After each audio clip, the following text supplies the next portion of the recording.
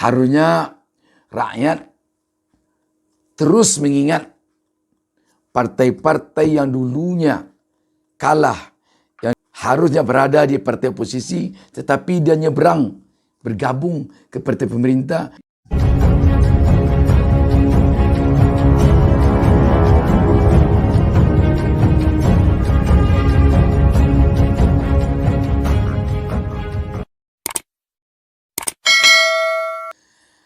Assalamualaikum warahmatullahi wabarakatuh. Kita kembali berjumpa dalam kesempatan ini. Saya kembali mendoakan kepada Allah Subhanahu wa taala, Tuhan Yang Maha Esa. Semoga seluruh penonton channel YouTube Bustami Narda Official ini selalu diberikan keberkahan hidup kepadanya oleh Allah Subhanahu wa taala, Tuhan Yang Maha Esa. Dan semoga kita semuanya diberinya petunjuk ke jalan yang benar. Sahabat BN, sikap Partai Demokrat memang kelihatannya semakin hari semakin menunjukkan jati dirinya sebagai partai oposisi. Setidaknya ini terlihat dari pernyataan-pernyataan yang disampaikan oleh Ketua Umum Partai Demokrat AHY. Ini dapat kita lihat antara lain pada kesempatan Ketua Umum Partai Demokrat ini melantik pengurus DPC dan DPAC Partai Demokrat se-DKI Jakarta baru lalu. Pada kesempatan itu, AHY berbicara panjang lebar kepada kadernya. Setidaknya beberapa hal yang disampaikan oleh AHY memperlihatkan bahwa Partai Demokrat harus menjadi partai pembawa perubahan untuk masa depan.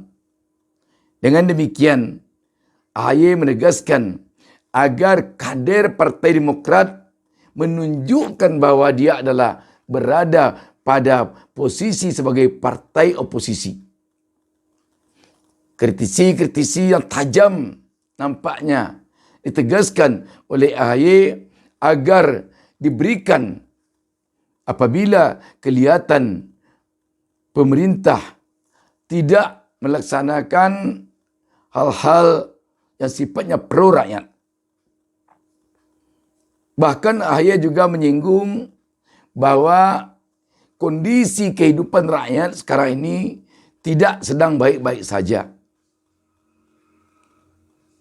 Kesulitan hidup rakyat hari ini tidak sedang biasa-biasa saja. Bahkan dengan tidak ingin membanding-bandingkan antara satu pemerintahan dengan pemerintahan yang lainnya, AHY mengatakan rakyat tentu merasakan bahwa kehidupan di zaman pemerintahan SBY agak jauh lebih senang, jauh lebih baik dari kondisi saat ini. AHY malah dalam kesempatan pidatonya menanyakan dengan mengatakan bagaimana harga kebutuhan pokok sekarang ini. Mahal atau murah? Bagaimana kehidupan saat ini? Senang atau sulit? Dan lain sebagainya. Mari kita coba baca sebuah berita tentang hal ini. Detik News dalam sebuah berita di bawah judul AHY.2, kita tak bandingkan tapi rakyat hidup lebih baik dipimpin SBY. Berita ini tertanggal 11 Oktober 2022, hari Selasa lalu. Jakarta. Ketua Umum Ketum Partai Demokrat Agus Harimurti Yudhoyono AHY menyinggung soal peluang baik Partai Demokrat menjelang 2024. AHY bicara kondisi masyarakat lebih baik di bawah kepimpinan Presiden ke-6 RI Susilo Bambang Yudhoyono SBY. Ada peluang yang baik untuk Partai Demokrat insya Allah. seiring dengan meningkatnya elektabilitas Partai Demokrat oleh lembaga survei baik di tingkat nasional, baik khususnya di DKI Jakarta seperti yang tadi dilaporkan oleh Ketua DPD Papar AHY dalam acara pelantikan DPC dan DPAC Demokrat se-DKI Jakarta di GOR Ciracas, Jakarta Timur, Selasa 11 Oktober 2022. AHY berharap perolehan Partai Demokrat di pemilihan legislatif nanti bisa meningkat, termasuk saat kader partai bisa menjadi kandidat dalam pemilu 2024 mendatang. Kita juga sedang berikhtiar, berupaya sekuat tenaga, semoga terbangun koalisi dan akhirnya kader Partai Demokrat bisa mengikuti sebagai kandidat dalam pemilihan Presiden 2024. Bukan kekuasaan yang kita incar, tapi kita ingin mengusung perubahan dan perbaikan, katanya. Jadi tampak di sini bahwa Partai Demokrat ingin membawa perubahan. AHY lantas menyinggung jika kehidupan masyarakat Indonesia saat ini sedang sulit. Ia membandingkan kondisi masyarakat di bawah kepemimpinan SBY pada pemerintahan sebelumnya. Kehidupan masyarakat kita hari ini tidak lebih baik dari dulu. Betul, kehidupan semakin sulit. Kita tidak ingin membanding-bandingkan ketika Indonesia dipimpin oleh Presiden SBY dan ketika Partai Demokrat berada dalam pemerintahan nasional, kata AHY. Tetapi faktanya memang demikian, bahwa ketika itu masyarakat Indonesia hidup lebih baik, lebih sejahtera, kemiskinan menurun ketika itu. Betul, pengangguran menurun ketika itu. Sekarang di sana sini masyarakat kita hidupnya sulit bukan hanya di Pulau Jawa, tetapi di seluruh Indonesia, sambungnya. Di hadapan para kader Partai Demokrat Jakarta, AHY meminta kader untuk menunjukkan sikap oposisi. AHY meminta kader tak segan-segan mengkritik program yang tak berpihak pada rakyat. Demokrat sebagai partai oposisi harus menunjukkan warnanya. Warna kita biru, tapi kita juga harus menunjukkan bukan hanya berbeda daripada partai lain, tetapi karena kita ingin mengkritisi program-program yang tidak pro rakyat, bahwa pada akhirnya pembangunan itu untuk rakyat, bukan sebaliknya, kata AHY. Faktanya harga-harga gimana Bapak Ibu? Harga-harga mahal? Harga BBM gimana? Harga sembako gimana? Penghasilan gimana? Penghasilan? Daya beli gimana? Tandasnya.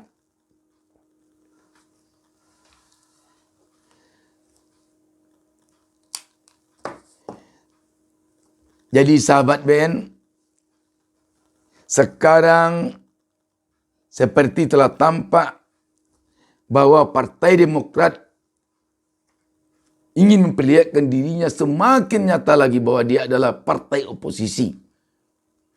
Dan bahkan dia ingin menjadi partai pengkritisi. Dan ini jelas kalau di era setelah era sekarang ini nanti, setelah tahun 2024 nanti, ada keseimbangan antara partai koalisi pemerintah dengan partai oposisi di parlemen, kita yakin bahwa kehidupan rakyat akan semakin baik. Kenapa demikian? Negara ini perlu ada keseimbangan, perlu ada balance antara partai penguasa atau partai koalisi yang berada di pihak pemerintah dengan partai oposisi di pihak di luar pemerintah.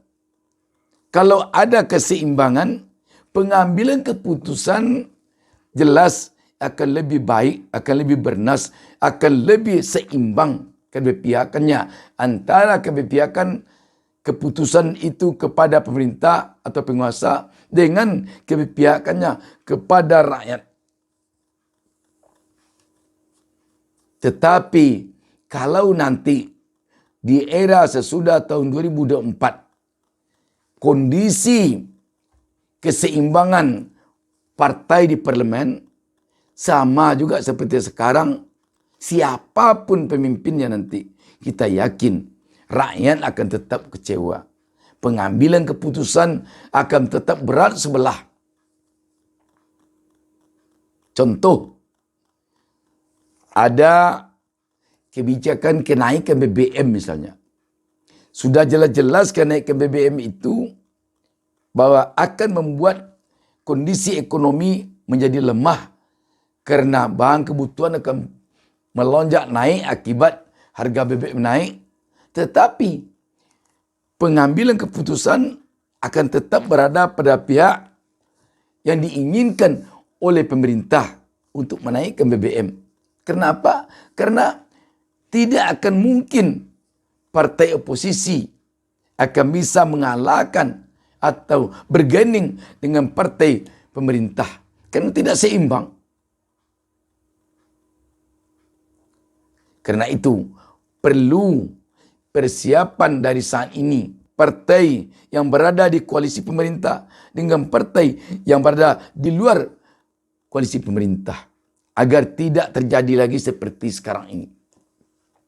Yang susahnya kebiasaan kita selama ini ketika pilpres itu memang ada keseimbangan antara partai yang berada di pemerintah dengan partai yang berada di luar pemerintah. Tetapi beberapa saat setelah presiden terpilih, partai yang tadinya berada di luar pemerintah atau yang tidak mendukung presiden terpilih, lama-lama bergabung dengan presiden terpilih. Inilah yang mengakibatkan menjadi tidak seimbangnya antara partai oposisi dengan partai koalisi. Ini mungkin saja dipengaruhi oleh keinginan nafsu kita yang begitu kuat untuk menduduki jabatan, terutama jabatan-jabatan di kabinet, di samping jabatan-jabatan lainnya. Sehingga walaupun tadinya disadarinya bahwa rakyat memilih partai ini dulunya, rakyat menjatuhkan pilihannya kepada partai tersebut di saat pemilu dulunya adalah karena calon presidennya ini. Tetapi akhirnya dia bergabung ke sana. Apalagi kalau calon presidennya yang dulu digadang-gadang didukung oleh rakyat itu sendiri, serta calon wakil presidennya yang langsung bergabung dengan rivalnya. Memang kita akui tujuan dari bergabungnya ke seberang sana mungkin dalam rangka mempersatukan yang dulunya terbelah. Tetapi entah kenapa tidak tampak rakyat turut bersatu. Ini susahnya. Turut bergabung pula. Yang bergabung ke penguasa itu hanya yang jadi menterinya saja. Tetapi rakyat mendukungnya tinggal.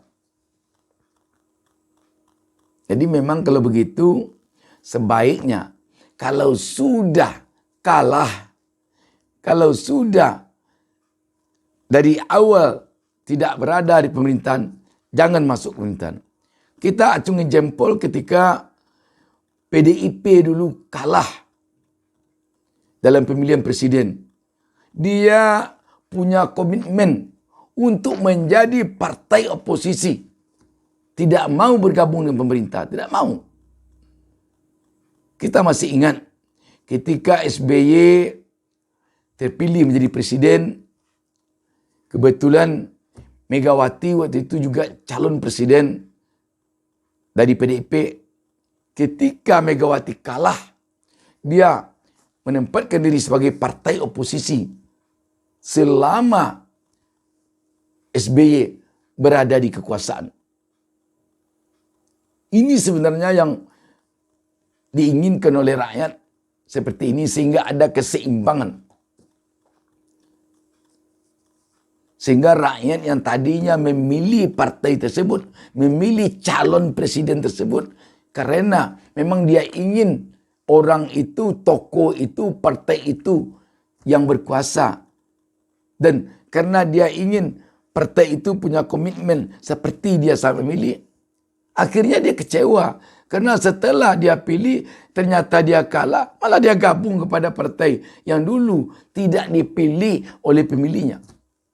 Jadi sebaiknya kalau memang kalah ya oposisi, yang menang biar jadi pemerintah. Yang sebaiknya begitu supaya ada keseimbangan, supaya pemilih juga tidak kecewa. Alangkah pedihnya rasanya hati pemilih, hati rakyat yang memilihnya dulu, yang mati-matian berjuang untuk dia dulu. Ketika dia melihat jagoannya itu berteman dengan orang yang sama sekali tidak dipilihnya dulu. Pedih rasanya baginya. Harusnya rakyat terus mengingat partai-partai yang dulunya kalah, yang dulunya harusnya berada di partai oposisi, tetapi dia nyebrang, bergabung ke partai pemerintah. Harusnya rakyat ketika pemilu, pilpres telah dekat, ingat kembali. Mana-mana partai yang bergabung itu, kalau memang perih hati, jangan dipilih lagi dia. Baik dalam pilpres maupun dalam pemilu. Ingat kembali. Apalah artinya dia kalau hanya untuk mempertemankan dia. Di Demokrat, kalau sekarang ini menjadi partai oposisi, andaikan besok Demokrat maju di pilpres, kalau dia kalah, ya oposisi. Kalau dia menang, ya berada pemerintahan dan tak perlu merangkul-rangkul, membawa-bawa orang yang posisi. Supaya ada keseimbangan di dalam pemerintahan. Supaya pengambilan keputusan agak ada saringannya. Ini kan aneh. Bagaimana pula parlemen akan mengadakan voting ketika sengit pengambilan keputusan. Sebab bagaimana bisa voting misalnya 20 berbanding 5 atau 20 berbanding 3, 100 berbanding 10. Voting macam apa yang kita lakukan? Disimaklah oleh rakyat sekarang ini. Partai-partai mana yang akan mereka pilih calon legislatifnya besok. Dan capres-capres dari partai mana yang akan dipilih pada pilpres besok. Supaya jangan kecewa setelah nanti pemilu berlangsung. Kita sudah payah-payah, sudah bertengkar. Kadang-kadang antara rumah A dengan rumah B tidak baikan karena berbeda pilihan, tetapi akhirnya dia nurut ke sana. Yang anehnya dia yang nurut ke sana, antara rumah A dan rumah B tidak baikan juga. Jadi karena itu sekali lagi harusnya memang rakyat jangan mudah lupa. Jangan mudah lupa. Catat partai-partai yang setelah dia kalah, yang harusnya berada sebagai oposisi, lantas nyeberang ke partai penguasa karena ingin mendapatkan kursi kekuasaan. Harusnya jadi catatan bagi rakyat. Demikian, wassalamualaikum warahmatullahi wabarakatuh. Jangan lupa subscribe. Jangan lupa subscribe.